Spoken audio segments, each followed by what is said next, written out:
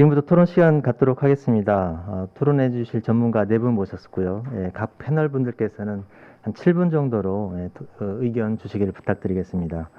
먼저 전북대학교 오명준 교수님 나오셨습니다. 큰 박수 부탁드립니다.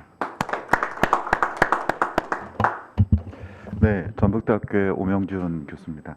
이 초강형이라고 하는 관점 부분 아까 우리 김영수 박사님 되게 좋은 말씀해 주셨는데 매우 큰 그릇에 무엇을 담을지가 고민인데 현재는 무엇을 담을지가 구체적으로 나오지 않고 초강형이라고 하는 키워드 어젠다만 실제로는 굉장히 많이 남발되고 있는 사항이라고 보이고요. 이게 특별히 또 균형발전 특별법을 통해 가지고 균형위가 논의하고 있다는 측면에서 좀 더 집중적으로 논의해야 돼서 결정해야 되지 않을까 생각합니다. 그런 관점에서 제가 좀 전반적인 내용들을 제가 생각하는 관점에서 말씀드리도록 하겠습니다. 이 지역이라는 관점을 성장기에는 성장 동력의 축으로 보게 되고요. 지역이 어려운 시기에는 포용적 혁신의 대상으로 이렇게 보게 됩니다. 포용의 대상물이 되는 거죠. 모두 다 이 지역의 성장 발전을 공감하고는 있지만 다만 방법적인 면에서는 많은 이견들이 존재하게 됩니다.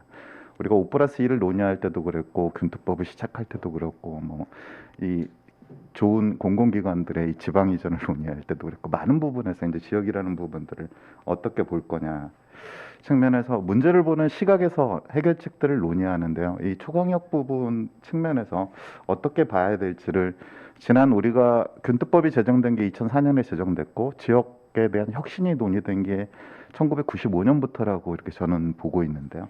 그때부터에 관련해서 빛과 그림자를 한번 볼 수 있을 것 같습니다.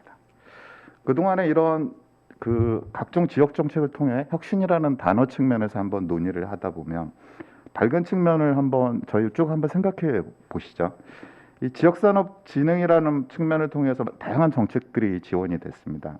이런 정책들이 지역 성장에 새로운 기회들을 제공을 했는데요. 여러분들이 아시겠지만 원주의 의료기기 산업이 성장하게 됐고 오송 오창에 실제로는 2004년도에 제가 알기로 오창 단지 갔을 때 6층 여관 하나만 있었거든요.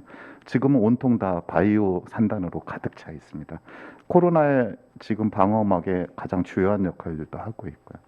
이 바이오 산업이 크게 됐고 사천의 항공 산업이 크게 됐습니다. 다음에 저가 있는 이제 전주의 탄소 복합지 산업들이 커지는 등 상당히 많은 이 지역 정책들이 역할들을 해왔고요. 제가 있는 전라북도만 보게 되면 60년대, 80년대에는 전통적인 농업 도시였습니다. 그 다음에 섬유와 제지 산업 중심이었는데 80년대 말에 하고 90년대 말에 군산 국가산단들이 조성이 되면서 중공업 중심으로 자동차, 철강, 화학 등 중화학공업들이 발전하게 됐고요. 지역 균형 발전 사업이 전형적으로 본격적으로 추진된 00년도부터는 전주 안산의 혁신 도시가 준공이 됐고 국가 식품 클러스터가 조성이 됐고 연구개발 특구 등 새로운 성장 동력들이 들어오면서 기계, 자동차, 농정유명 산업으로 변화하게 됐습니다. 또 최근에 이제 10년대 중반부터는 탄소 산업 기반의 전략적 소부장 산업들이 육성이 되고 있습니다. 그만큼 이 지역의 혁신이라고 하는 동력들을 제공해주는 지역 혁신 사업은 굉장히 중요하다고 할 수 있고, 물론 이런 정책들의 어두운 측면도 있습니다. 이렇게 많은 지원들을 해줬지만 수도권과 비수도권의 역량 격차는 굉장히 커지고 있고요. 산업구조 변화에 따른 유망산업 분야로 지속적으로 변화하고 있습니다. 특히 최근에는 이게 조정력들이 약하다 보니까 미래차, 신에너지, 바이오, 디지털 뉴딜이나 그린 뉴딜을 영역에서 겹치지 않는 지역이 없을 만큼 상당 부분의 중복적 투자 부분들이 양산이 되고 있습니다. 또한 혁신 역량 측면에서도 아까 김영수 박사님 그 데이터에도 나오는데 수도권과 비수도권의 혁신 역량 격차는 지속적으로 심화되고 있고요. 이런 것들이 지역의 소멸 위기하고 지방대의 위기 부분들을 이제 가시화하는 시기까지 도달하게 됐습니다. 지금 초강력 부분들을 논의하고 있습니다. 저는 혁신에 있어서 새로운 기회가 될 수도 있고 실제로는 또 다른 위기를 불러일으킬 수 있다고 봅니다. 기존에 이제 정책이라는 게 시행착오를 거치면 굉장히 위험하다는 걸 저희는 여실히 지역 사업에서 많이 느꼈거든요. 특히 이런 사업들은 정책 믹스, 예전에는 한 정책으로 하나의 해결책을 제시할 수 있었지만 다양한 정책들이 믹스돼야 되고 특히 중앙이 추진하는 중앙주도의 정책과 지역이 추진하는, 특히 지역이라고 할 때는 지자체를 얘기하고 있습니다. 제가 지자체가 추진하는 각종 정책들하고는 믹스돼야만 시너지 효과를 창출하는데, 초강력이 과연 중앙과 지자체가 추진하는 지역 정책과의 그런 융합을 이룰 수 있을까는 저는 상당히 의문점을 가지고 있습니다. 특히 행정구역의 개편을 전제하지 않는 프로젝트별 공간 범위의 인위적 설정들이 될 수 있고요. 유연성이 부족하고 또 다른 불협화음들을 많이 낼 수 있다고 봅니다. 그래서 기 추진되었던 5+2 강역경제권의 시행착오를 우리는 반면 교사할 필요가 있고요. 아까 김영수 부원장님 지적하셨듯이 우리는 이미 5+2 광역경제권을 한번 추진한 바가 있습니다. 그 정책의 기존의 문제점들을 보면 과연 초강역이라는 키워드를 혁신의 정책에서 다시 꺼낼 필요가 있을까 하는 측면도 좀 있어 보입니다. 아까 SOC나 다른 측면에서는 초강역 접근은 상당 부분 또 의미가 있을 수 있을 것 같습니다. 혁신이라는 측면에서는 저는 아무튼 이 부분에서는 의문점을 가지고 있고요. 이 초강역에 대한 혁신 정책을 보면 노무현 정부 시절을 한번 판단해 보겠습니다. 그때 보면 시도 정책에 기반을 두고 있었고 지역 간 연계와 초강역이라는 보완 정책을 그 당시에 추진을 했습니다. 이미 초강역이라는 키워드를.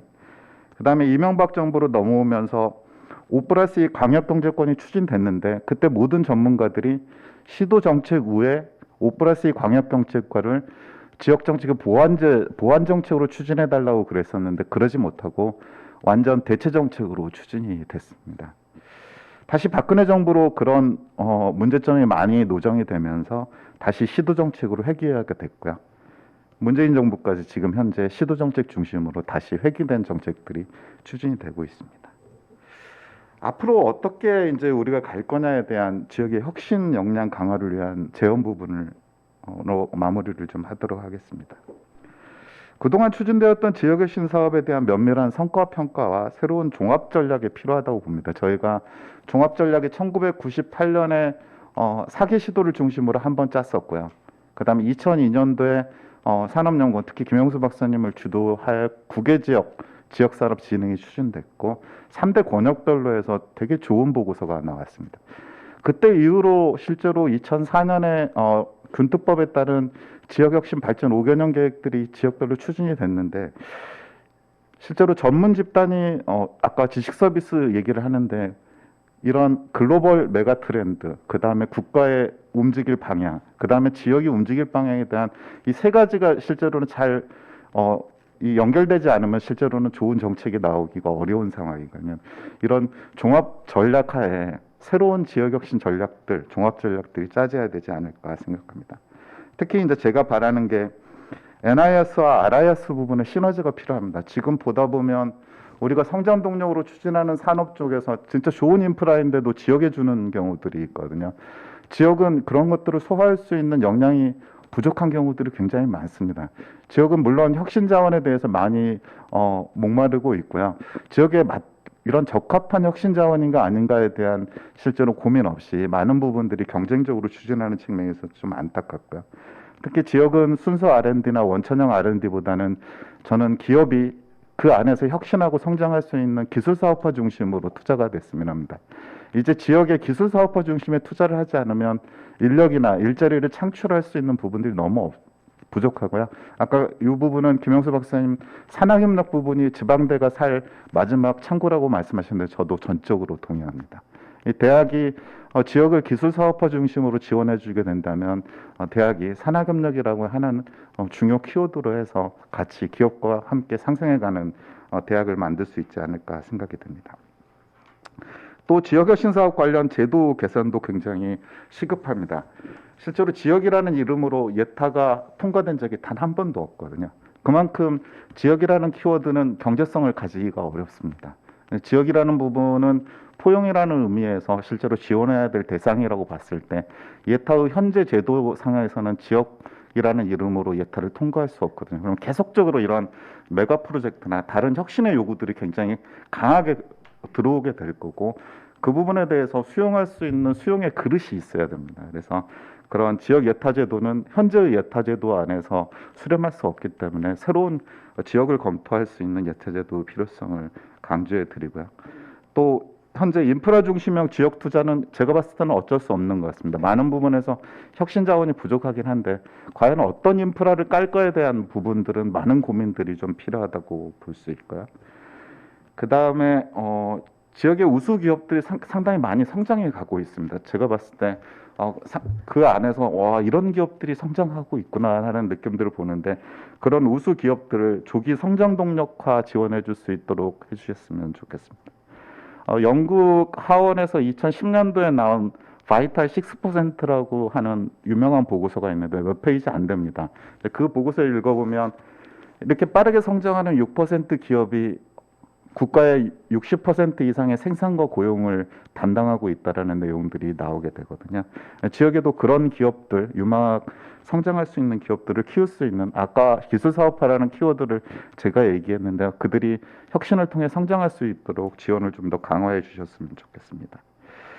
또 하나 이제 마지막으로 얘기하고 싶은 건 다음 정권이 이제 조만간 출범하게 될 텐데 또 다른 성장 동력을 만들게 되면 그 성장 동력과 지역의 전략 산업과의 연계를 강화해서 지역이 진짜 국가의 성장 동력 부분하고 지역의 성장 동력 부분하고 매치돼서 중복성 없이 뭐 일부 한두 개는 중복되겠지만 요즘 보면 키워드 뭐 수소, 드론 몇 개씩 꺼내는 거의 안 하는 지역이 없을 만큼 분산된 이런 자원의 분배 구조를 가지고 있는데 그런 거 말고 국가 성장 동력과 지역의 전략 산업과의 연동형 부분에서 국가 정책과 지역 정책이 유기적으로 움직여 나갔으면 좋겠습니다.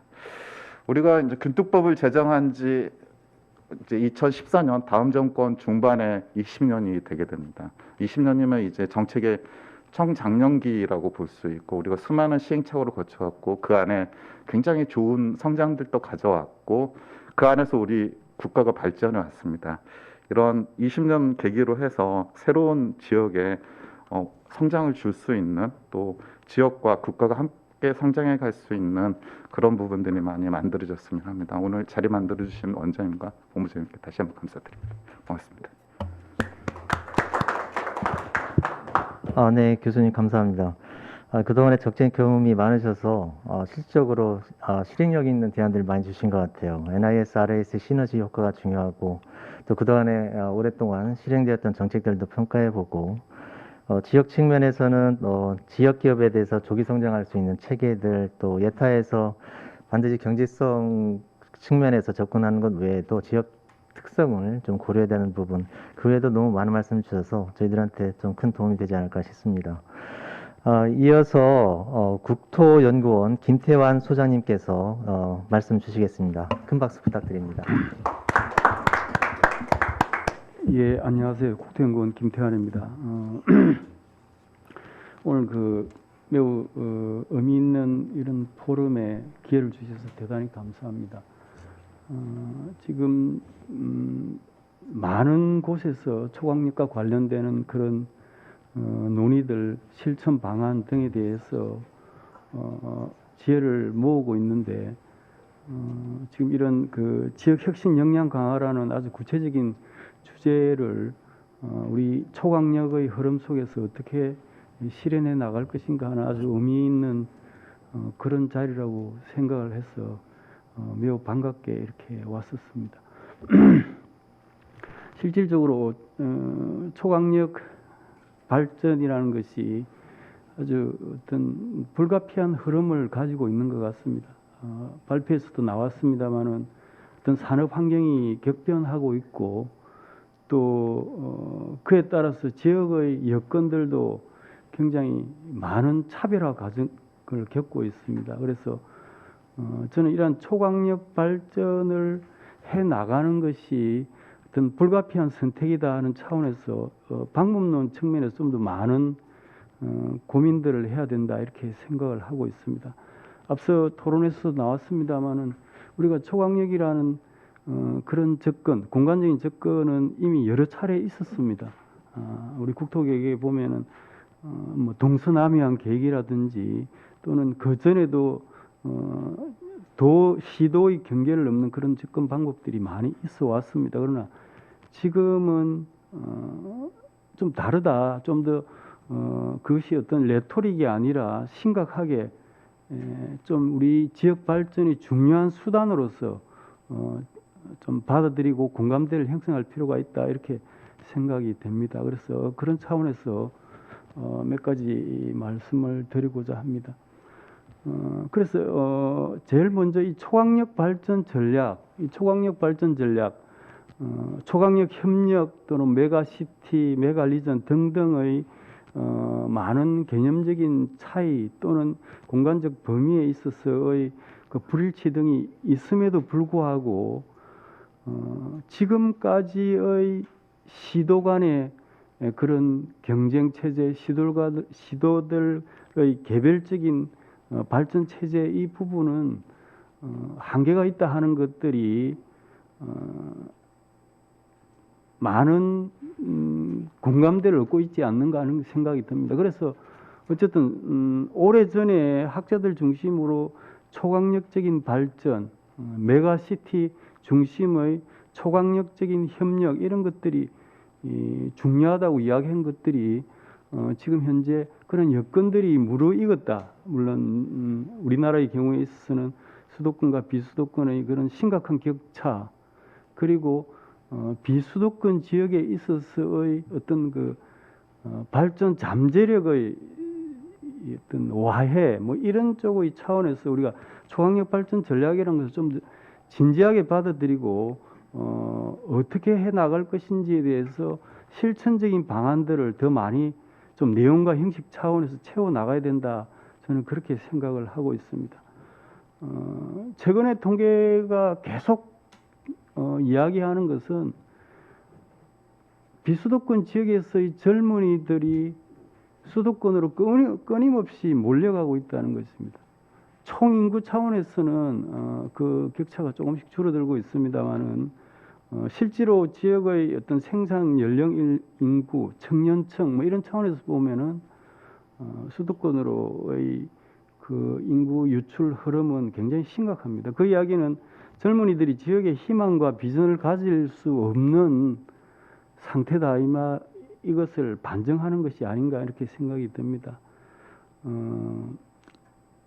지난 14일 날, 10월 14일 날 다 발표돼서 그 김영수 박사님이 잘 정리를 해주셨던데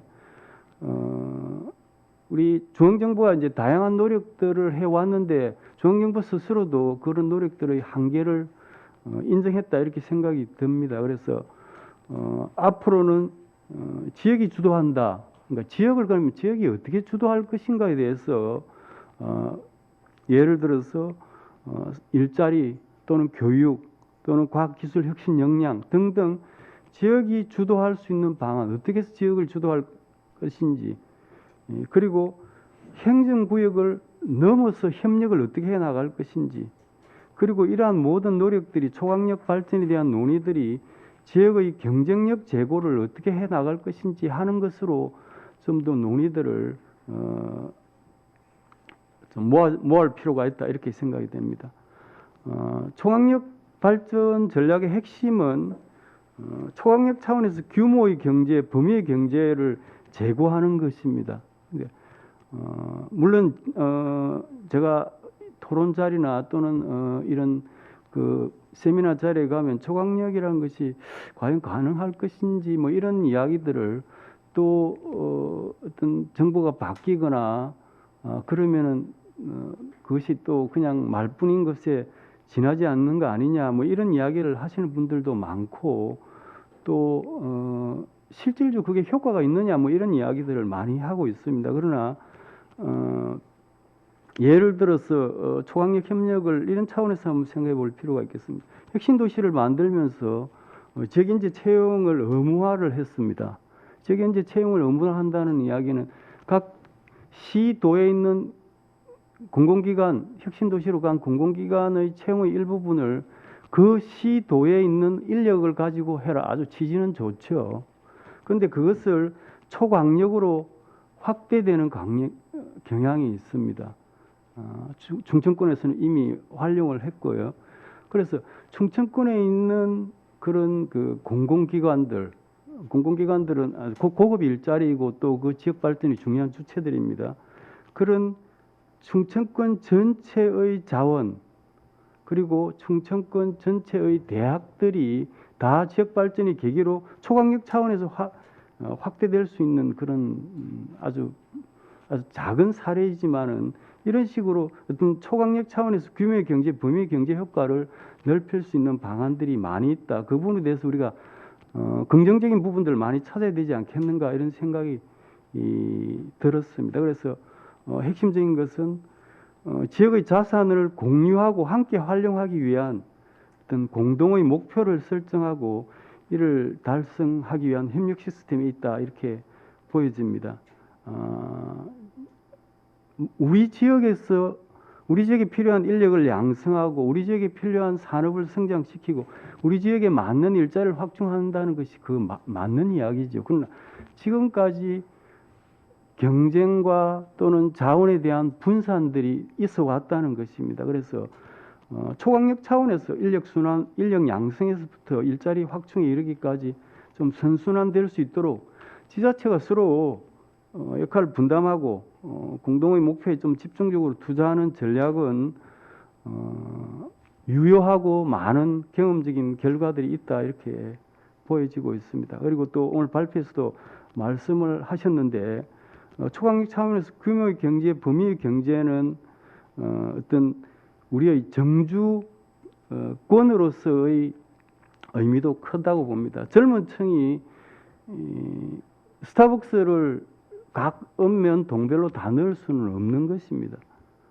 그래서 젊은 층들이 선호하는 그런 문화 환경 그리고 젊은 층이 선호하는 뭐 여기도 이 진천 음성에서 아파트 가격까지 많이 올랐다고 그러던데 그런 정주 환경 그다음에 교육 복지 의료 이런 것들을 초강 차원에서의 자원들을 공유하고 또는 특화 발전시키고 연계시키는 그런 전략에 대해서 좀 더 많이 지혜를 모으면 좋지 않겠느냐 하는 생각이 들었습니다.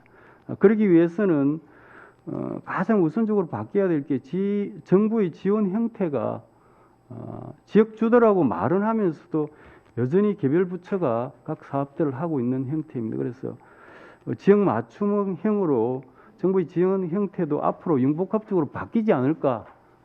이제 그 김영수 박사님 어떤 협력 개정 같은 걸 만들자 이렇게 말씀을 하셨는데 그 부분에 대해서 상당히 힘을 많이 얻을 것 같습니다. 그래서 지역이 좀 더 주도할 수 있도록 지역이 이러한 그 선순환적인 시스템을 같이 자체의 특성에 맞도록 할 수 있도록 좀 더 융복합적으로 정부 지원 시스템을 바뀌어 나갈 거로 저는 예상을 하고 있습니다. 이제 다음 페이지 되겠습니다. 그러기 위해서는 이제 지역이 좀 더 그 지역의 전략을 지역의 잠재력과 다양성에 맞춰서 세워야 되는데 지금 우리가 각 지역별 특화 산업을 보면은 다 뭐 요즘에는 수소 산업, 바이오, 그다음에 신재생 에너지 등등 일변도로 가고 있습니다. 그건 중앙 정부의 잘못도 있지만은 이제 초강력 발전 전략을 가지고 중앙 정부에서 초강력 발전 계획을 지원을 한다고 했으니 그러면은 이제는 좀 더 그 지역의 특성에 좀 더 부합하는 그런 초강력 전략 산업의 선정이나 육성을 지역 주도적으로 좀 하는 것이 중요하다 이렇게 생각이 됩니다. 충청권에 있어서의 초강력 전략 산업을 뭘 선정을 할 것이고 그리고 각 지역은 어떻게 분담할 것인가 하는 차원을 초강력 차원에서 제시를 해야 된다는 것이죠. 지역 차원에서 두 번째는 이제 마지막으로는 저는 이제 초강력 발전에서의 거버넌스 체계를 말씀드리고 싶은데 이게 가장 어렵고 힘든 그런 어떤 허들인 것 같습니다. 옆에 이제 그림을 제가 이렇게 하나 그려놨는데 혁신도시는 상당히 많은 노력을 기울이고 있고 그리고 또 중앙정부 차원에서도 혁신도시가 지역 성장의 거점이 되기 위해서 이렇게 많은 부서들이 이렇게 관여를 하고 있습니다. 국토부만 하더라도 입지 규제 최소구역, 그 다음에 투자 선도지구, 도시첨단 산업 등을 혁신도시 또는 혁신도시 인근에 지원을 하고 있습니다. 그리고 혁신도시 발전을 위해서 중기부가 규제자유 특구라든지 산업융합지구, 그 다음에 에너지산업융복합단지, 충북은 여기에 관련되는 것 같은데, 그리고 산업부의 국가혁신 클러스터, 교육부의 지방선도대학 육성사업, 오픈랩, 강수연구개발 특구 등 요즘에 조금 더 많아졌습니다. 등 많은 사업들이 혁신도시라는 이름은 걸고 사업을 하지만 혁신도시라는 장소에 통합적으로 연계되어서 그것이 시너지 효과로 나타나지는 않고 있다는 것이 저희들이 최근의 평가 결과입니다. 다 따로 놀고 있고 시기도 다르고 또 R&D 효과가 지역에 떨어지는 것에 대해서는 관심이 없고 혁신도시와 그냥 형식적인 관련을 가지면은 투자하고 그리고 나서 또 연속성을 잃어버리고 등등을 많이, 그것이 실질적이고 객관적인 평가라고 볼 수 있습니다. 그래서 이 초강력 발전을 차원으로 거버넌스 체계의 정립을 이제 넓혀 본다면은 가장 중요한 게 이런 초강력 차원에서 앞서의 어떤 지역에 부합하는 발전 계획을 세우고 이것을 여하의 특정 장소 중심으로, 충청권이면 충북, 충남, 세종, 충남이 큰 초강력이 될 수가 있겠죠. 거기에서 각 장소에 통합적으로, 그러면 서로 좀 역할 분담도 많이 될 거로 생각이 됩니다. 이런 거버넌스 체계를 형성을 해서 각 장소마다 초강력 차원에서 어떤 발전을 위한 생태계가 조성이 되고 그것이 서로 초강력 차원에서 연결이 되도록 하는 그런 거버넌스 체계의 정립이 매우 필요하다 이렇게 생각이 됩니다. 큰 총론적인 차원에서는 충청권의 경우에 4개 시도지사가 모여서 우리 초강력 한다. 그리고 특별지방자치단체는 23년까지 만들고 충청권 전체의 통합까지도 이런 스케줄을 합의를 했었습니다.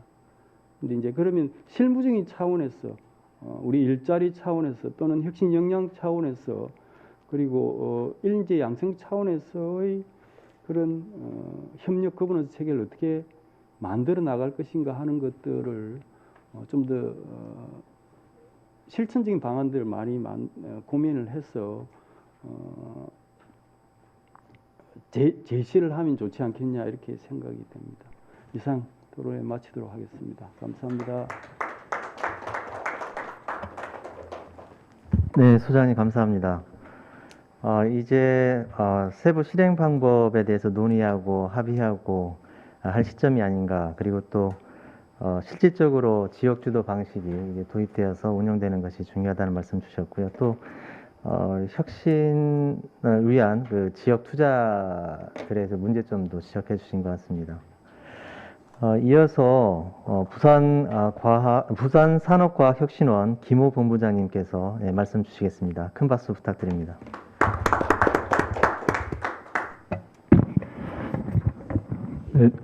네, 부산 산업과학혁신원 김호입니다. 네, 아마 이 지역의 입장에서 특히 지금 이제 부울경에서 아무래도 이 메가시티 논의라든지 초강력 협력 논의가 좀 앞서가고 있는 부분이 있어서 아마 지역의 현황들을 좀 공유를 아마 드릴 수 있는 입장이 돼서 저를 좀 불러주신 것 같습니다. 그래서 이런 소중한 자리에 불러주셔서 다시 한번 감사드리고요.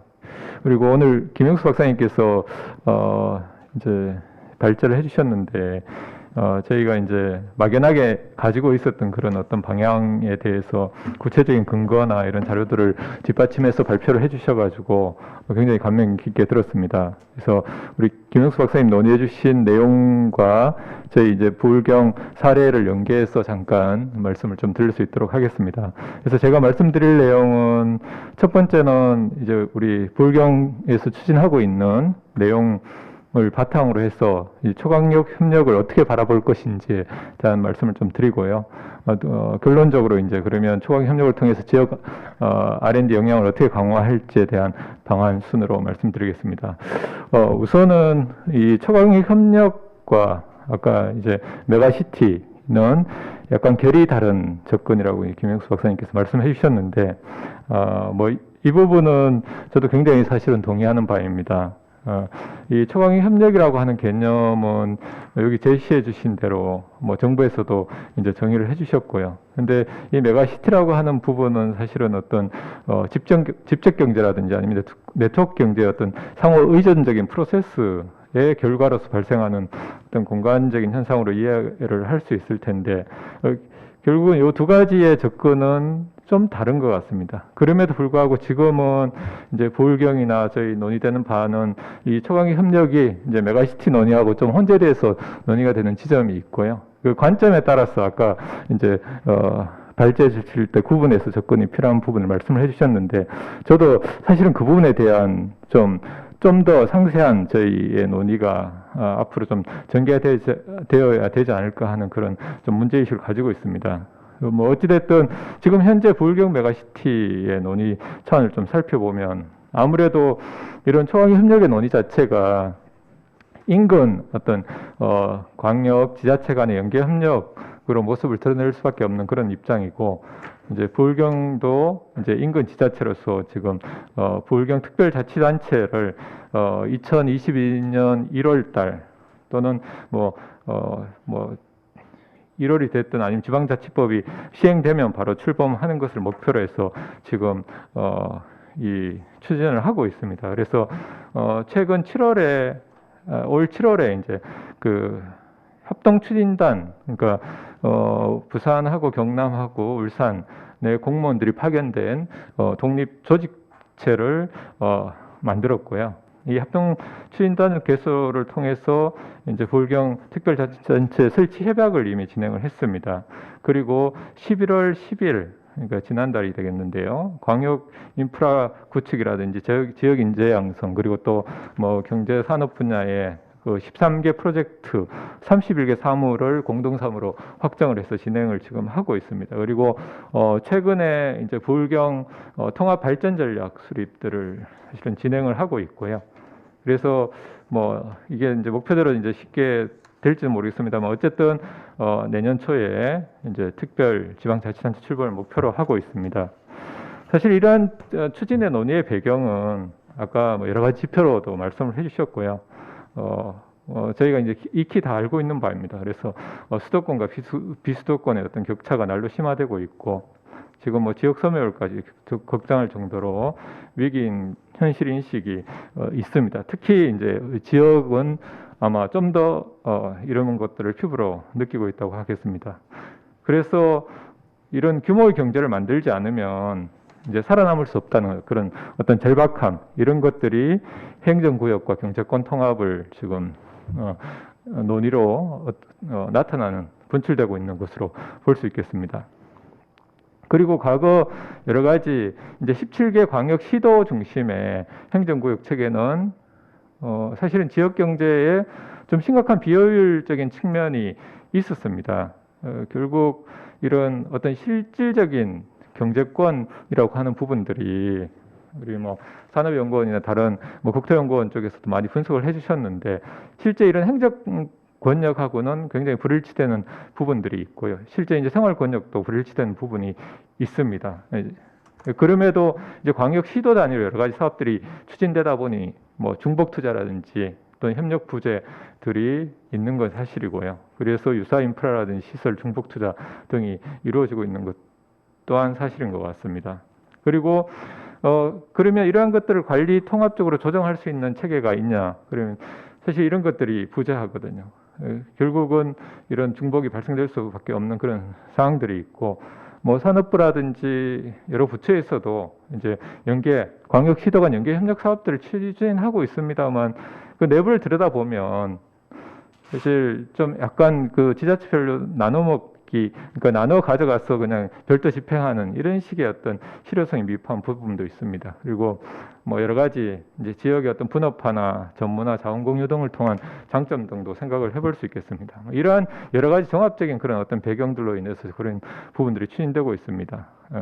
그럼에도 불구하고 뭐 저희가 이제 생각하는 초강력 협력 추진의 이제 문제점이라고 본다면 이런 어떤 초강력 협력 추진의 당위성에도 불구하고 과연 그러면 우리가 충분히 이론적 실증적인 그런 어떤 접근을 지금 진행하고 있는가?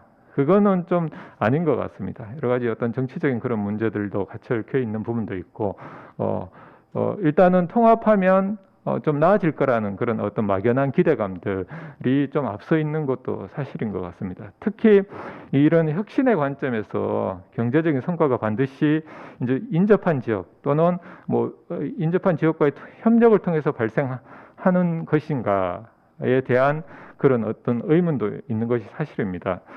저희가 이제 내부적으로 이제 지역 부울경 관련된 특허 데이터의 공동 출원이라는 이런 것들을 분석해 본 사항을 보면 이제 앞서 뭐 말씀해 주신 대로 여러 가지 지표상 이제 이런 어떤 지식의 창출이라든지 활용의 측면에서 아무래도 수도권에 이게 집중되어 있는 것이 사실이고요. 이 동남권 내 그런 산업의 연계가 뭐 거래 관계라는 이런 부분들이 확인은 되고 있습니다. 그럼에도 불구하고 지금 현재 동남권의 주력 산업 중심의 어떤 협력 관계, 클러스터 형성 정도 확인할 수 있는 부분이 있고, 기초 지식 창출이라든지 아니면 좀 미래지향적인 그런 부분에 있어서 이 부분은 좀 사실은 분석이 어렵습니다만 지역의 대학인 부산대, 거점 대학인 부산대가 될 수 있겠는데 부산대의 어떤 연구개발 활동들을 살펴보면 지역 분야에 따라서 특히 이제 뭐 아까 김영수 박사님이 말씀해주신 여러 가지 소프트웨어라든지 또는 미래지향적인 산업 분야에서는 오히려 수도권하고 협업들 그리고 수도권 기업과 협업이 빈번한 것이 사실입니다. 결국 이러한 내용들을 살펴보면 이런 어떤 산업적 관점에서 산업적 이런 분업 관계가 이제 이 동남권 내에서 분업화되어 있는 것은 사실이지만 그렇지만 이런 초강의 협력을 통해서 이제 공동 사업을 지향한다면 오히려 기존의 어떤 전통적인 주력 산업 중심의 협력 관계는 더 공고화될 수 있지만 이런 미래지향적인 그리고 지역이 안고 있는 그런 지금 현재 대전환 시기에 과연 미래에 대한 그 대처는 어떻게 할 것인가에 대한 의문은 큰 것이 사실입니다. 그리고 이 여러 가지 지표에서도 알 수 있듯이 그러면 이런 동남권이 연계 협력한다고 하더라도 결국은 이런 어떤 핵심 기술이라든지 이런 기술을 레버리지 할 수 있는 그런 부분들을 그러면 지역 내에서 거점을 갖춰갈 것이냐 아니면 외부 협력 관계를 가져갈 것이냐 이런 부분에 대한 어떤 전략적 선택의 고민도 있는 것이 사실입니다. 결국 이런 메가시티나 초강 협력의 논의가 이런 지역 내에 머무르는 부분도 있겠지만 외부와의 연계성을 어떻게 강화할 것인지에 대한 물음 이런 부분에 대한 고민이 저는 필요한 것으로 생각됩니다. 결국 뭐 결론적으로 말씀드리자면 뭐 이렇게 정리가 될 수 있을 것 같습니다. 지금 현재의 논의들이 결국은 뭐 중복 투자라든지 협력 부재 등 이런 비효율성 문제를 극복하고 인계 규모 이상의 투자를 지역에 가능하게 하는 그래서 규모의 경제를 달성하게 하는 긍정적인 측면은 분명히 있을 것 같습니다. 그럼에도 불구하고 이런 경제적 효율성 추구라고 하는 부분들이 기존의 어떤 산업 구조를 더 공고하게 할 수 있는 그런 부분들이 있어서 그러면 결국은 이제 이런 전환의 시기에서 지역이 가져가야 될 부분들이 초강력 협력을 통해서 극복이 가능할 것인가 이 부분에 대한 부분들은 심각한 고민이 필요하다 그 말씀 드리고 싶고요. 그리고 뭐 이 부분도 하나 좀 중요할 것 같습니다. 이런 논의에서 같이 논의가 됐던 부분이기도 한데 결국은 이 메가시티 논의라고 한다면 중추 거점 도시 중심의 어떤 발전 전략의 핵심이 될 수가 있겠는데 지금 현재 부울경 내에서도 이제 서부 경남 지역이라든지 일부 서해 지역들에서 이 메가시티 논의에 대해서 굉장히 반대하는 측면들이 또 있습니다. 결국은 지역 내에서 이런 어떤 이슈들 그리고 이 초강력 협력이라고 하는 부분들이 사실은 기존 시도 내에서도 사실은 협력 관계가 어려운데 초강력 협력 내에서 어떻게 이런 협력 관계를 이끌어낼 것인가에 대한 현실적 고민도 사실은 우리가 당면하고 있는 큰 숙제라고 할 수 있을 것 같습니다. 결국 이러한 논의들에 대한 어떤 극복이 또 필요할 것 같고요. 마지막으로 이제 이런 이제 아까 이제 정부에서 지난 10월에 이제 초강력 전략을 발표를 해주셨는데 이런 전략들이 제가 좀 부정적으로 말씀드린 것 같습니다만 지금까지 논의에서 비춰봤을 때 정부가 전격적으로 그리고 지금 도입하겠다고 하는 어떤 협약 제도라든지 이런 것들을 협약 제도에 대한 부분의 어떤 전격적 도입이라든지 이제 균특 회계라든지 회계 부분의 어떤 개편이라든지 이런 것들이 같이 진행되지 않는 이상은 결국은 사업의 추진의 방식만 바뀌었지 이런 집행 구조라든지 부처 중심의 운영 구조는 그대로 진행될 가능성이 지금 현재로서는 저는 가능성이 충분히 있다고 생각됩니다. 결국 이런 집행 구조가 이런 형식만 바뀌었지 내용이 바뀌지 않는다면 결국 그대로 유지될 것이기 때문에 이러한 부분에 대한 부분들이 필요할 그러니까 극복이 필요할 것 같고 결국 좀 시간은 걸리더라도 마지막으로 제가 제안드리고 싶은 건 이제 중앙과 지방이 과연 그리고 중앙과 지방에서 초강력 협력으로 갔을 때 어떤 부분까지 중앙이 이 관심을 가지고 추진을 하고 지방에서는 또 지역에서는 어떤 부분까지 진행을 해야 되는지에 대한 그런 일종의 이건 제 표현은 아닙니다만 이제 다른 분의 표현을 빌자면 어떤 전략적 대화 같은 것들이 저는 꼭 필요할 것으로 생각됩니다. 네, 이상입니다. 네, 감사합니다. 실제로 부울경 지역에서 추진 사례 설명 주셨네요. 협력의 어려움들 많이 말씀 주신 것 같고 현실적으로 극복해야 할 과제들 이렇게 많이 제안해 주신 것 같습니다. 마지막으로 도원회계법인 염규옥 전무이사께서 말씀 주시겠습니다. 큰 박수 부탁드립니다. 네, 안녕하십니까. 도원회계법인 염규옥입니다. 저는 김영수 박사님께서 말씀 주신 산학 협력이 지역사회 R&D의 중심이 될 거고 그렇게 방향이 돼야 될 것이란 말에 전적으로 동의를 하고요. R&D 역량 강화에 있어서 지금 많이 말씀을 주신 다른 위원님들과 다르게 저는 이제 산업 쪽에서 좀 말씀을 드리고자 합니다. 어쨌든 R&D의 결과물이 산업을 통해서 일자리 창출과 부가가치 창출 그리고 그걸로 인한 지역 경제 활성화 이런 쪽으로 이제 연결이 되어야 비로소 R&D의 효과가 산출이 되는 거다라고 판단을 하고 있고요.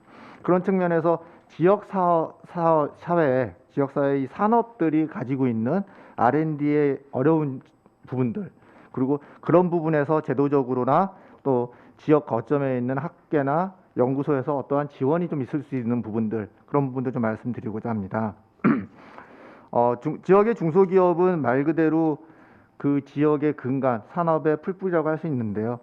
그럼에도 불구하고 지역이라는 특수성 때문에 수도권의 기업들보다 영세하기도 하고 인력 수급도 어렵고 그러다 보니 또 투자 여력도 상대적으로 열악하고 그렇게 되어 있습니다.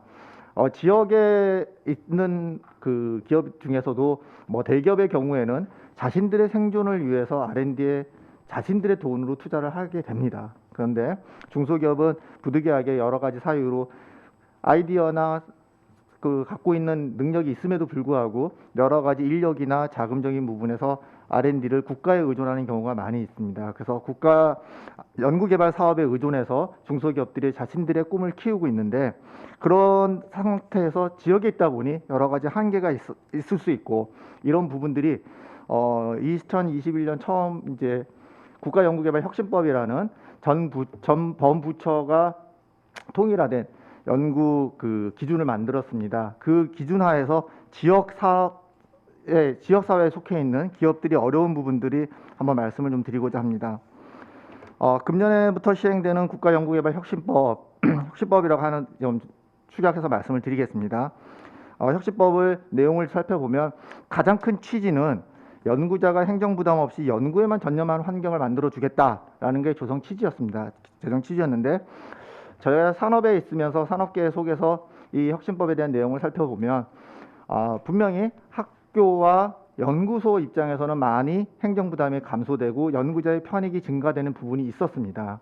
그런데 아쉽게도 영리기업은 왜 그런지 모르겠으나 이상하게 많이 오히려 더 과거보다 더 강화된 규정들이 많이 있었습니다. 그래서 그런 부분들이 대기업들은 또 소화해낼 수 있겠지만 이런 중소기업들이 인력 한 명의 인원이라도 좀 아껴야 되고 한 명의 인원을 더 채용하기 위해서는 부담이 증가되는 중소기업 입장에서는 그러한 과도한 또 부담이 되는 법 제정으로 인해서 R&D 기능이 약화되지 않을까 하는 우려가 좀 있습니다. 그래서 그러한 부분들을 뭐 예를 들어 보면 과거에 반복적으로 발생되던 연구 활동비 부분에 대해서는 과거 기준에서는 그런 부분에서 구체적으로 정산해서 이렇게 입증하고 그러한 절차를 좀 면제를 해주고 했었는데 이번에 혁신법 되면서 그 부분까지 다 증빙하고 절차를 취하도록 하고 있습니다. 그런데 저희가 통계를 잡아보면 이러한 비용들이 금액은 얼마 되지 않습니다. 금액은 얼마 되지 않는데 전체 R&D 집행 건수로 봤을 때 한 40%가 이거에 해당합니다. 그러니까 과거에 40%를 안 했던 것들이 증가되는 효과가 있고 이런 부분들은 분명히 중소기업에게 부담으로 올 것이다 라는 측면에서 이 부분이 에 대한 배려가 좀 있어야 되지 않을까 생각이 되고요. 다음에 여러 가지 집행권에 대해서 자체 규정을 두도록 하고 있는데 중소기업들이 자체 규정을 둔다는 건 상당히 어려운 부분이 많이 있습니다. 그래서 이런 부분에 대해서 지원 부분들을 지금 그 주제가 되고 있는 어떤 협력, 광역 협력, 초광역 협력, 아니면 지역 단위 소규모 협력. 지금 현재도 연구개발 특구다, 클러스터다, 지역 평가단이다, 뭐 규제자유 특구다, 아니면 뭐 산업단지별로 산업부서 운영한 지원단이다. 이러한 여러 가지 지원 체계가 있음에도 불구하고 이런 지원 체계들은 R&D 자금을 지원해 주는데 약간의 포커스를 맞춰주고 있지. 이러한 기업들이 R&D를 수행하면서 R&D와 부가적으로 붙는 이런 간접적인 행정 부분에 대한 지원 부분들은 좀 없더라는 거죠. 그런데 이번 혁신법에서는 보면 대학이나 특정연에 대해서는 연구 지원 조직을 반드시 갖추도록 규정을 하고 있습니다. 그러면 이런 그리고 연구 조직을 갖추고 지원 조직을 갖추고 연구 지원 인력을 확보하라고 하고 있는데 지금 얘기되고 있는 이러한 광역 협력이나 초광역 협력 하에서는 어쨌든 그 지역의 연구소나 학교에서는 이런 지원 조직을 갖추고 연구 지원 인력을 확보하고 있을 것입니다. 이런 부분들을 그 지역 내에 소재하고 있는 이런 중소기업들이 강소기업이 되기 전까지 이런 지원 인력 부분들, 지원 그 조직을 같이 이용할 수 있다고 한다면 혁신법에서 규정하고 있는 투명성과 연구의 그 집행의 안전성을 답보하면서 또 수행하게 되는 기업들도 그러한 효과를 같이 좀 본다면 오히려 좀 더 효율적으로 각 대학마다 갖고 있는 연구 지원 조직들을 기업들도 같이 좀 활용할 수 있게끔 뭐 그게 뭐 무상이 아니라 조금이나 약간의 수수료를 하더라도 가능할 수 있지 않을까 생각을 하고 있습니다. 그래서 그러한 부분에 좀 그 현장에서 좀 지원이 될 수 있다면 인적이나 문적 설비들이 좀 부족한 중소기업들에게 다소나마 좀 어떤 혜택이 좀 되지 않을까 생각이 좀 되고 있고요.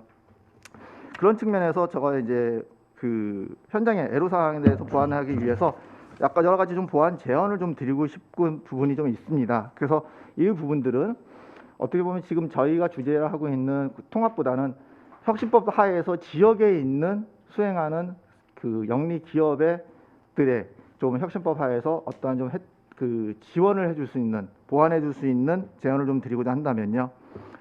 지역 특화 사업 등등의 지역 R&D를 수행하는 연구기관은 수도권이나 또는 대기업, 대학 이런 데 비해서 규모도 작고 또 인력 수급도 상당히 어렵습니다. 그래서 한 명 한 명 조직을 꾸리는 게 어렵기 때문에 비영리 기업에 비해서 행정적 구비 요건이 오히려 강화된 영리 기업은 혁신법에 대해서 상당히 부담을 느끼고 있는 게 사실입니다. 그래서 이런 부분에 있어서 그 혁신법 제정 취지가 연구자의 편익을 제고하자고 했는데 영리 기업에게 이러한 부담이 있는 부분들 한번 제고했으면 하는 부분이 좀 있고요. 그다음에 아까 그 말씀드렸던 수행기관, 지역의 수행기관들, 중소기업들을 대상으로 지역 평가단도 뭐 있고 뭐 클러스터도 있고 하지만 어떤 구도가 됐든지 기존의 그 거점별로 있을 수 있는 대학이나 연구소들의 연구 지원단이나 이런 데들의 연구 지원 조직들 이것들 공통으로 활용할 수 있는 방안을 위선에서 만들어 줄 수 있다면 지역의 풀뿌리 기업들이 중소기업들에게 큰 혜택이 될 수 있을 것이다 라고 저는 좀 생각을 합니다. 그리고 혁신법 내용 중에서 저 모두 말씀드린 내용입니다. 반복적으로 일어나는 연구 활동비, 금액적으로 크지도 않고 뭐 연구자가 연구 활동비 쓴다고 해서 거기에 크게 부정의 소지가 있을 만한 부분도 많이 있지 않습니다. 그러나 그게 차지하는 건수가 연구 전체 집회 건수 한 40%에 달하는데 이 부분을 정산을 위해서 또 행정 인원이 추가돼야 된다면 이 또한 좀 연구 중소기업들 입장에서는 그 부분 부담이 될 수 있습니다. 그래서 혁신법에서 이런 부분들은 좀 과감하게 좀 어떠한 그 실익을 따져서 이게 연구 효과를 높이는 데 도움이 되는 건지 아니 진짜 실익을 따져서 과감하게 한번 검토를 해봐야 될 필요가 있다라고 본인 좀 제안을 좀 드리고요. 지금 현재 혁신법이 제정돼서 시행된 지 1년이 다 갔습니다. 금년 1월부터 시행해서 지금 2월이 되고 있는데 아직도 혁신법이 그 기업들에게 충분히 전달되지 않고 있고요. 이 혁신법을 적용하고 있는 정부 부처 산하들, 그래서 과기부라든지 산업부라든지 뭐 환경부 여러 가지 부처별로 지금 이 R&D 사업, 국가 R&D 사업에서 혁신법 적용에 대해서 아직도 우왕좌왕하고 있고요. 중소기업들은 이제 12월 말이 됐는데 이제 1년간 쓴 연구비에 대해서 어떠한 연구 결과나 연구 실적 보고서를 제출해야 되는데 이 부분에 대한 지침이 아직 충분히 마련되어 있지 않다 보니까 좀 실무적으로 혼란이 있다라는 점 말씀드렸고요. 금년 이번 그 포럼의 주제에서 광역 협력, 뭐 다른 위원님들, 그다음에 주자협회하시는 박사님 많은 좋은 큰 그림에서 좋은 말씀 많이 주셨는데요. 저는 거기에서 약간 소프트웨어적으로 거기에 한 축을 담당하고 있는 산학연의 연구기관인 산학연의 한 축을 담당하고 있는 산업, 그 중에서도 좀 더 그 우리가 지역에서 좀 더 돌봐야 되고 지역에서 더 부응을 해야 될 중소기업들의 애로사항을 좀 말씀드렸습니다. 이상입니다. 네, 감사합니다. 제도적인 부분 말씀 많이 주셨습니다. 지역 중소기업에 대한 규제 부담이 R&D 활동에 좀 제한으로 이어진다는 부분, 또 아이디어로 지역 대학과 같은 연구 지원 조직 공동 활용도 제안해 주신 것 같아요. 지금부터 질의응답 시간 갖도록 하겠습니다. 근데 그 시간이 조금 지났는데요. 먼저 괜찮으시면 유튜브를 통해서 나온 질문 먼저 받도록 하겠습니다. 질문 주셔서 감사드립니다.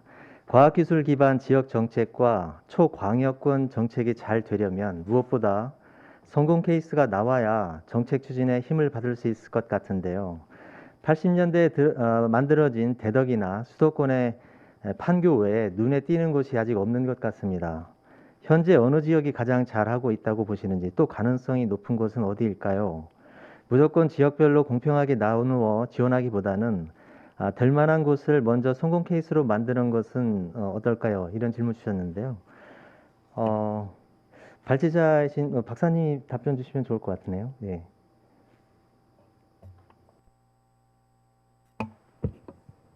네, 먼저 그 앞에 우리 패널 토론해 주신 분들 그 말씀 관련해서 잠깐 좀 이야기를 하고요. 그다음에 인터넷상의 그 지휘사항도 답을 하도록 하겠습니다. 굉장히 그 의미 있는 좋은 제안들과 코멘트들 감사합니다. 제가 좀 미처 좀 생각 못했던 부분들도 많이 지적을 좀 해주셨는데요. 먼저 그 우리 오명준 교수님 말씀하신 여러 가지 이제 지역 사업과 관련돼서 초강역 협력 쪽에서 고려를 해야 될 사안들을 집약해서 정리를 좀 해주셨는데, 아무튼 그런 부분들은 최대한 잘 반영해서 검토를 좀 앞으로도 하도록 하고요. 한 가지만 제가 좀 더 말씀을 좀 드리고 싶은 것은 발표 중간에 토론 중간에 초강역 협력이 혁신에 그렇게 큰 의미가 없는 것 아니냐라고 하는 약간 부정적인 의견을 좀 주셨는데, 저는 이제 그게 이제 기존에 우리 5+2 광역경제권에서 사실은 그 사업을 추진할 때 그런 어떤 경험 때문에 이제 이런 말씀을 해주신 거로 생각이 됩니다. 나눠먹기식으로 되는 경우가 너무 많았고, 그리고 그 성과라고 하는 부분들이 정말 초강역 단위로 했을 때 얼마만큼 기존의 어떤 시도 단위로 했을 때보다도 더 좋은 성과가 있었느냐라고 하는 것에 대해서 부정적인 의미라고 생각이 되는데, 아무튼 저는 이제 이 초강력 협력이 R&D 혁신에서도 의미를 이제 가져야 된다고 생각을 하는 것 중에 하나는 뭐냐면, 우리 오명진 교수님도 지적하고 계십니다만, 혁신이 제대로 이루어지려면 선택과 집중이 좀 돼야 되거든요. 혁신이라고 하는 것은 리스크를 부담하는 겁니다. 리스크가 없는 혁신이 어디 있습니까? 리스크를 부담하려면 뭔가는 좀 역량을 좀 집약해야 되고, 어떤 부분에 타겟팅 해야 되고, 선택과 집중해야 됩니다. 그렇지 않으면 혁신이 안 되는 거거든요. 근데 지금 우리 시도별로, 지역별로, 행정구역별로 하는 R&D 지원 사업이나 이런 부분들은 너무 균형적인 요소들을 많이 강조를 해요. 다 나눠주기식이 합니다. 이러면 혁신이 제대로 안 되죠. 저는 이걸 초강력 협력 단위로라도 묶으면 그나마 좀 선택과 집중이 될 거다. 그런 데에서는 상당히 의미를 가질 수 있다. 초강력 협력 단위로 좀 묶어서 프로젝트나 R&D 지원도 선택과 집중하게 하고, 그래야지만이 이런 어떤 대전환의 과정 속에서 일정 정도 의미 있는 혁신의 성과들을 낼 수 있지 않겠나, 이런 차원에서 저는 좀 초강력 협력이 지역 혁신의 의미를 가질 수 있다는 거를 좀 생각을 하고요. 그다음에 김태환 박사님은 굉장히 이제 중요한 말씀 해주셨는데, 우리가 이제 인구 감소 시대로 접어들고 있기 때문에 우리의 어떤 그 지역 정책의 큰 패러다임도 좀 이제 바뀌어야 될 필요성이 있다는 생각이 들거든요. 단순히 지방 소멸에 대응하는 차원이 아니고, 인구 감소 시대에는 좀 더 도시도 컴팩트해져야 된다. 막 이렇게 공간적으로 틀어놓고 펼치는 것이 아니고 컴팩트하게 좀 갈 필요가 있고, 그렇게 가려면 역시 좀 초강력 단위의 접근이 좀 필요하지 않겠는가라는 생각을 갖고 있고요. 그것에 대해서 저는 전적으로 동의를 좀 하고요. 우리 김호 본부장님의 지역 현실에서 지금 실제적으로 초강력 협력을 추진하고 계시는 차원에서 여러 가지 좋은 의견, 그다음에 지역이 갖고 있는 고민, 이런 걸 좀 잘 지적을 해주신 것 같습니다. 저도 100% 동의를 합니다. 가령 예를 들면 통합하면 좋아질 것이라는 막연한 기대감이 있는 것 같은데, 그런 기대감을 좀 막연한 기대감이 아니라 통합을 통해서 뭘 할 건지에 대한 좀 더 본질적인 어떤 본질적인 문제 진단, 이런 것들을 좀 해야 될 필요가 있겠다라는 지적에 전적으로 동의하고요. 그다음에 이제 지역에서 자체적으로 갖고 있는 여러 가지 고민들을 말씀을 해주셨는데, 예를 들면 지역 내 혁신 거점 중심으로 할 건지, 아니면은 지역의 기존 산업이나 사업의 효율성 추구 차원에서 접근할 건지, 아니면 미래 산업이나 기술을 좀 더 강조하는 쪽으로 좀 갈 건지, 여러 가지 고민들을 제안을 해주셨는데, 저도 아무튼 이런 부분들에 대해서는 조금 더 면밀하게 좀 살펴볼 필요가 있겠다는 생각이 들고요. 우리 염규옥 이사님 말씀은 현실적으로 굉장히 중요한 지적이신 것 같아요. 직접적으로 저는 관련되는 것은 아닙니다만, 지역의 연구개발 사업이 이렇게 너무 연구 행정적으로, 연구 관리 쪽으로 가는 것은 참 문제가 좀 있다.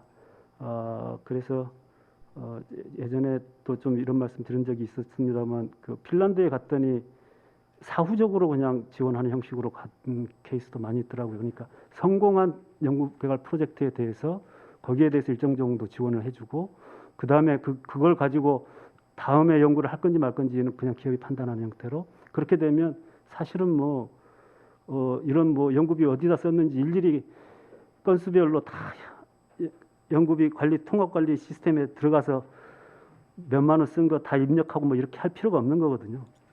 아무튼 이제는 우리의 연구 개발의 관리 시스템도 조금 좀 패러다임 전환이 좀 필요하지 않나, 이런 생각을 갖고 있고요.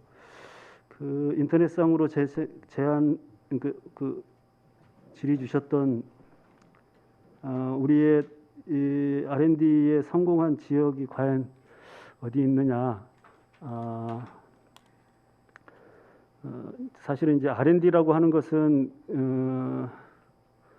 결국에는 이제 R&D라고 하는 게 구체적으로 그 기술 개발이 이 산업으로 가고 그게 일자리로 가고 그다음에 지역의 어떤 그 지역의 경제 성장으로 귀결되는 이런 어떤 전체적인 프로세스 상에서 사실 R&D도 봐야 될 것 같고요. R&D 거점의 형식으로만 보면 당연히 뭐 대전과 같이 정부 출연 연구소들을 다 집약시켜 놓은 곳이 가장 큰 성과를 냈다고 볼 수도 있겠죠. 그렇지만은 대전이 연구 과학의 출연 기관들은 많이 있었지만 이게 과연 기술이 얼마만큼 사업화되고 지역 경제의 성장에 기여를 했는지에 대해서는 약간의 의문점이 있습니다. 그런 측면에서 R&D와 기술 사업화와 그것이 산업과 일자리로 연결이 되고 지역 경제 성장으로 귀결되는 형태로 나타나는 부분들에 대해서는 아까 우리 오명준 교수님이 이제 몇 가지 사례들 원주 같은 거라든지 원주나 전북에서도 어떤 분야를 중심으로 해서 그런 것들이 좀 이루어졌는지 이런 이야기들을 좀 주셨는데 뭐 특별히 어느 지역이 성공적이다라고 딱 명확하게 그 제기하기는 좀 어려운 측면이 있지만 기본적으로는 그동안에 이제 정부에서 추진해 왔던 여러 가지 이 지역 산업과 관련된 사업, 그다음에 지역 R&D 지원 사업들을 통해서 그나마 지금 현재 지역 단위에서 일종의 혁신의 거점으로 좀 이야기될 수 있는 지역들은 꽤 있다. 단위별로는 좀 있지만 이게 전부 좀 더 좀 지역 전체적으로 그 확산되면서 지속 가능한 어떤 혁신 거점으로 가는 데에는 아직도 좀 가야 될 길이 멀다. 그런 정도로만 말씀을 드릴 수 있을 것 같습니다. 네, 이상입니다. 네, 감사합니다. 종합적으로 먼저 이렇게 정리를 해주신 것 같아요. 시간이 좀 지났기 때문에 혹시 질의할 분이 계신지 한번 확인하고 그래도 토론자분들께서 혹시 말씀 주실 부분 있으면 하나만 정도 또 듣고 마치도록 하고자 합니다. 앞서서 그 유튜브를 통해서 질문 주신 분께 다시 한번 감사를 드립니다. 그러면 그 질의 시간을 갖도록 하겠습니다. 네네. 네, 안녕하세요. 키스텝의 변순철입니다. 발제작게 질문 좀 드리겠습니다. 일단 뭐 간단한 건데요. 초광역이라는 게 5+2에 비해서 지역적인 범위가 그러면 이제 더 넓다는 개념인 것 같은데, 그러면은 우리나라 전체를 놓고 볼 때 초광역 협력권을 몇 개 정도로 지금 생각을 하시는지 하나 하고요. 또 하나는 그 과거에 오명준 교수님 아까 지적하셨지만은 시도 정책이 총학 협력권이라는 게 시도 정책에 대한 대체 정책인지 보완 정책인지 이게 약간 현재 추진하고자 하는 약간 그 개념을 좀 설명을 부탁드리고요. 마지막으로는 사실은 이게 초광역이라는 워딩만 빼면 그 지금 맨 뒷부분에 제안하셨던 여러 가지 그 과제들이 2018년경에 그 균형위에서 이건 추진을 했던 그 지역 혁신 성장 계획과 관련된 내용들과 과제들과 거의 유사하거든요. 당시에 하여간 뭐 저희도 깊숙이 참여를 했고 균형위가 하여간 고군분투를 했는데 거의 뭐 실패했다고 지금 평가를 받고 있는데요. 초광역권이라든가 광역권은 고사하고 그 시도 자체 내에서 자체적으로 하여간 여러 가지 역량을 고려해 가지고 그 지역 혁신 성장 계획을 세우고 다음에 이런 포괄보조금이라든가 이런 것들을 이제 그 이관을 해가지고 각 중앙부처 사업들 다 이관을 해가지고 지역발전 투자 협약을 체결을 하고 여러 가지 이런 혁신 계획 세우고 이런 것들이 이제 그때 그림이 정말로 좋았었거든요. 근데 하여간 진행된 게 하나도 없습니다. 다만 이제 과기부가 이제 그나마 R&D 사업 한두 개 정도 해서 그 포괄보조까지는 아니지만 좀 이제 지자체에 많이 위임을 하는 식으로 해서 시범 사업으로 추진하다가 그것도 진도가 잘 안 나가고 있고요. 그래서 혹시 이렇게 다시 제안을 하신 게 그동안 어떤 부분들이 좀 환경 변화가 있었는지 어떤 뭐가 좀 변화가 있어서 아마도 제안하신 것 같은데 그 배경이 있으시면 좀 설명 좀 부탁드리겠습니다. 예, 변순천 박사님 뭐 연구 많이 하시는데 굉장히 날카로운 질문을 주셨는데요. 그 총학의 협력이 5+2보다도 더 넓냐? 그렇지 않습니다. 그냥 총학의 협력은 각 그 행정구역 범위를 넘어서 지역들이 협력하면 다 그걸 총학의 협력으로 받아주겠다라는 의미고요. 아마 공간적으로는 5+2보다 더 넓지는 않을 가능성도 많습니다. 근데 지금 나오는 이야기는 우리가 지난 그 MB 정부 때도 5+2 광역경제권뿐만 아니라 초강력 벨트로 하면서 남해안권 그 동해안 에너지 벨트 뭐 이렇게 쭉 이야기한 적이 있지 않습니까? 그리고 그 이번 정부에서도 예를 들면 그 충북하고 제주도하고 협력하는 거라든지 이 강원하고 제주도하고 협력하는 거라든지 이런 것들까지 총학의 협력 범위로 넣는데 저는 뭐 이게 5+2보다 그러니까 이제 좀 더 5+2보다는 좀 더 유연한 형태의 협력들을 다 포괄하는 그냥 개념으로 그래서 이제 제가 매우 큰 그릇이다라고 표현을 했는데 또 그렇게 일단은 볼 수 있을 것 같고요.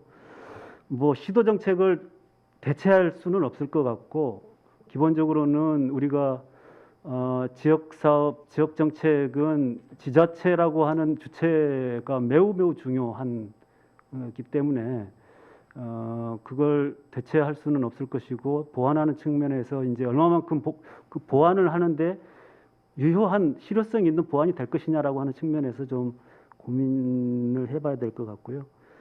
그 말씀하신 2018년도의 지역혁신 성장계획 저는 또 굉장히 그 의미 있는 계획을 그때 수립을 많이 했었다라고 생각이 됩니다.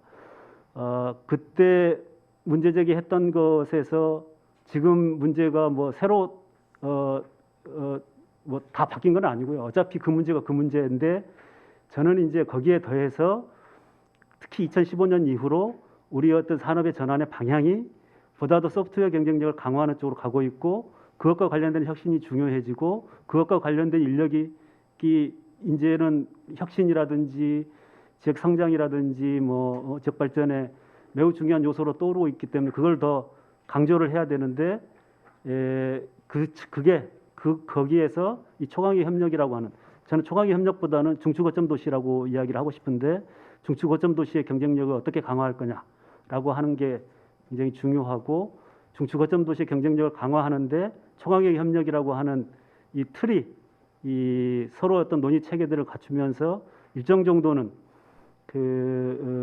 뭐라고 해야 될까요? 어떤 사업을 좀 더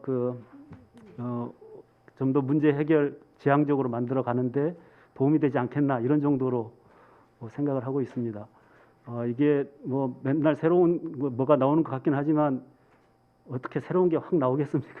다 그게 이제 거기서 조금씩 변화해 가는데 저는 뭐 그 어떤 지금은 예전처럼 그냥 이렇게 조금씩의 어떤 개선으로는 힘들다. 좀 근본적인 전환이 좀 필요한 그런 어떤 시기가 아닌가라고 하는 정도의 인식을 갖고 있는 겁니다. 네, 또 질문 있으시면 부탁드리겠습니다. 연관된 질문인데요. 거기에 대해서 너무 공감을 하고요. 근데 이제 한 가지 계속 이제 회의 과정에 계속 나왔는데요. 저희 실질적인 문제가 계속 있는 것 같아요. 이 지역 관련해서는.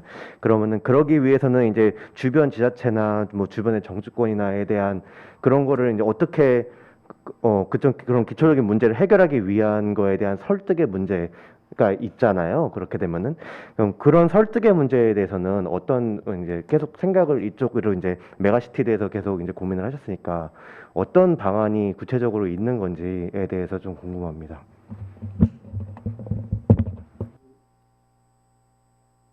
아까 우리 김호 본부장님이 말씀 주신 것 같은데요.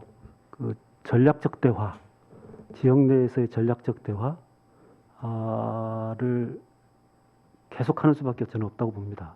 이거는 중앙정부가 뭐 예를 들어서 중추거점 도시의 범위를 이렇게 정하고 거기에다가 사업을 그냥 하는 형식으로는 어려울 거고요. 지역 내에서 전략적 대화, 사회적 대화 이런 것들을 지속하면서 합의를 끌어낼 수밖에 없다. 거기에서 이제 중추 거점 도시 쪽으로 집약시켜야 될 것은 그걸로 집약시키고 또 정말 네트워크 도시 차원에서 좀 그 주변에 있는 지역들에서 일정 정도 맡아야 될 역할들을 서로 좀 맡아 나가고 이런 어떤 전략적 대화를 지속적으로 하면서 합의되고 합의된 것 하에서만 사업이 진행될 수 있는 것 아닌가 저는 그렇게 생각합니다. 근데 지금은 전략적 대화를 지역 나름대로 계속 바텀업 방식으로 하고 있는 과정이었는데 아무튼 정부가 조금 어떤 측면에서는 제가 보기에는 약간 성급하게 그냥 초강의 협력이라고 하면서 확 던져놓고 지금 가고 있는데 지금 그래서 컨텐츠가 없다는 이야기가 그런 겁니다. 컨텐츠가 저는 없다고 봅니다. 그냥 틀만 만들어 놓고 뭔가 하는 것처럼 이야기를 하고 있는데 저는 이거는 조금 더 인내하면서 지역 내에서 그렇게 계속 그런 어떤 과정들을 거치면서 어느 정도 합의하고 하는 것들을 좀 지켜봤어야 되는 것 아닌가라는 생각을 갖고 있습니다. 네, 질문이 없으시면 앞서 발제자께서 정리를 해주셨는데 그래도 패널분들 중에서 또 그에 대한 또 답을 또 주실 수 있을 것 같은데요. 혹시 있으시면 네, 말씀 부탁드리겠습니다.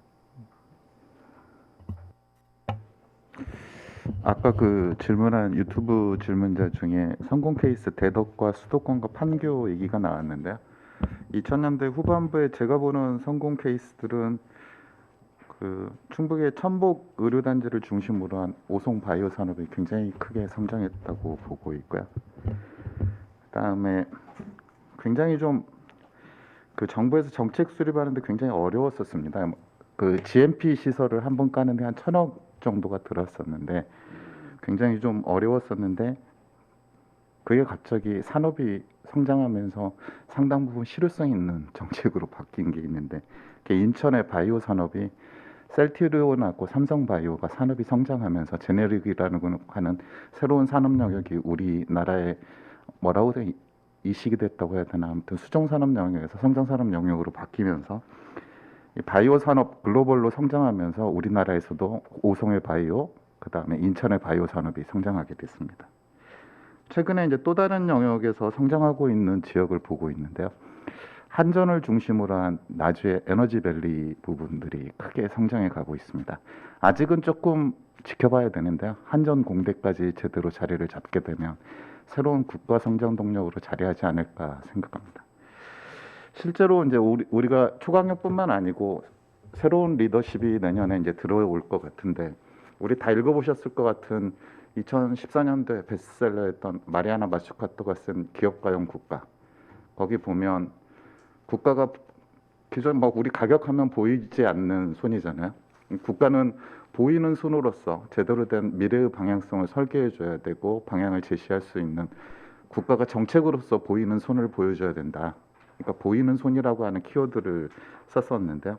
이게 제조업 르네상스라고 하는 2012년도 오바마 대통령한테 올렸던 대통령 보고서에서 나오는 키워드라고 할 수 있겠습니다.